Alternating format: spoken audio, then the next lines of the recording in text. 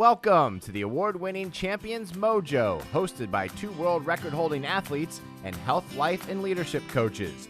And now, just the takeaways from your hosts, Kelly Pallas and Maria Parker.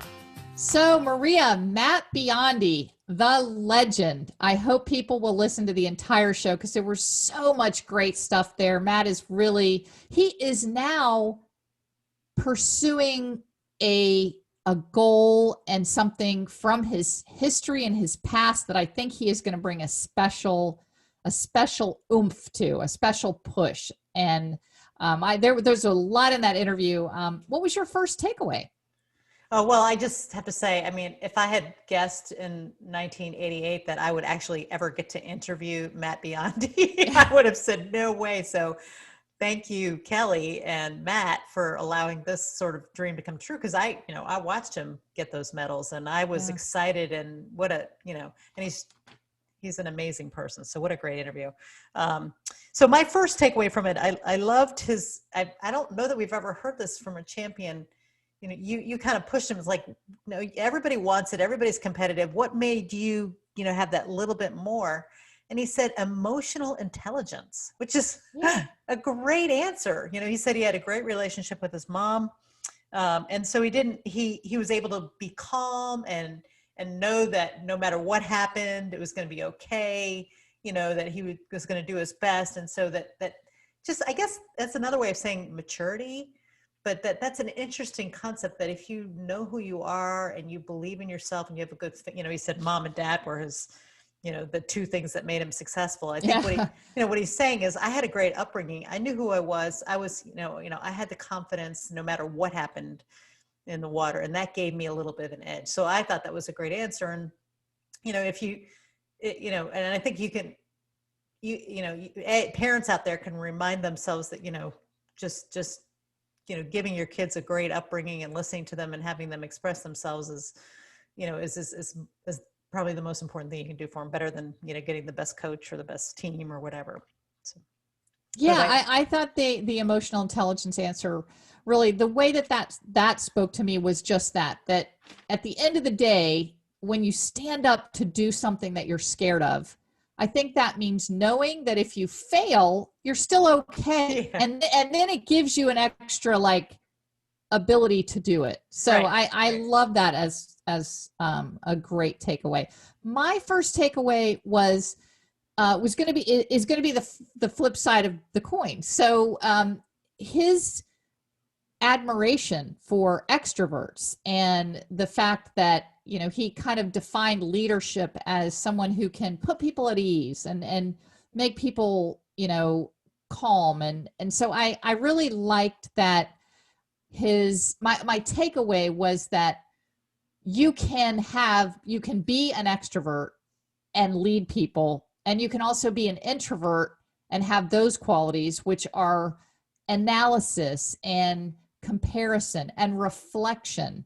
So, I love always, as a student of leadership, I love looking at what makes good leaders. And when we ask him, what makes a good leader, he said, kind of those were two different qualities.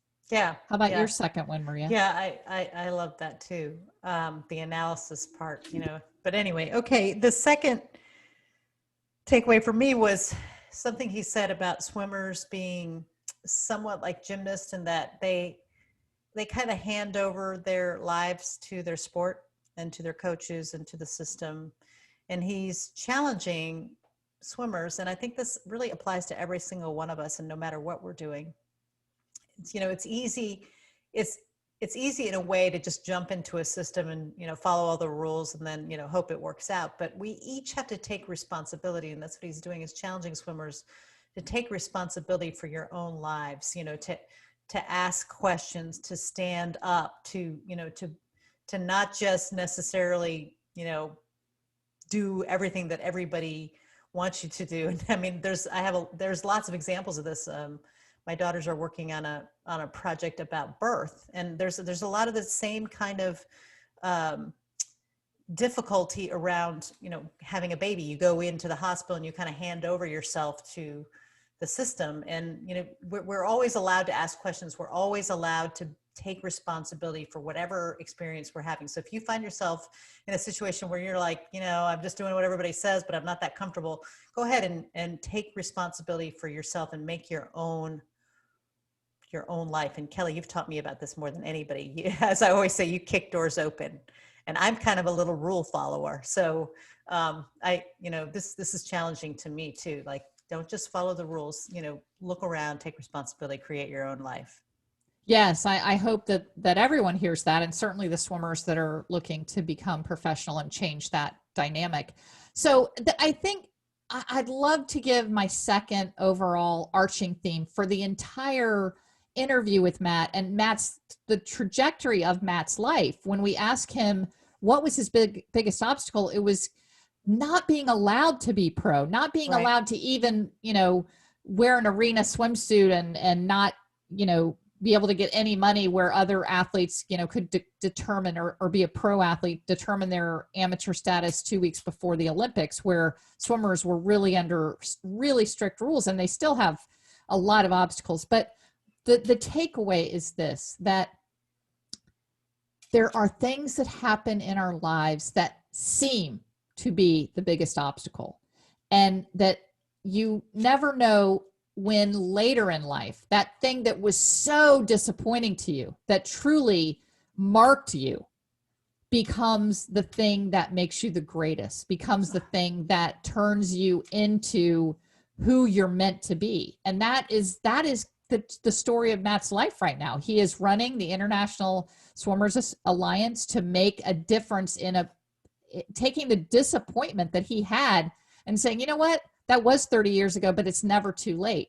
And in the full interview, which people can hear, is, we've talked to so many great coaches that said they coach now because they had a disappointing swimming career and they don't want anybody else to have that swimming career. And I know, you and I have done that with our charities, you with losing your sister to brain cancer and then starting a brain cancer charity, and me with my, having topical steroid withdrawal syndrome and then starting a charity for that. So it's like, you can take something right now in one's life. You might just feel, I cannot believe this happened to me, but you just don't know what is down the road with that.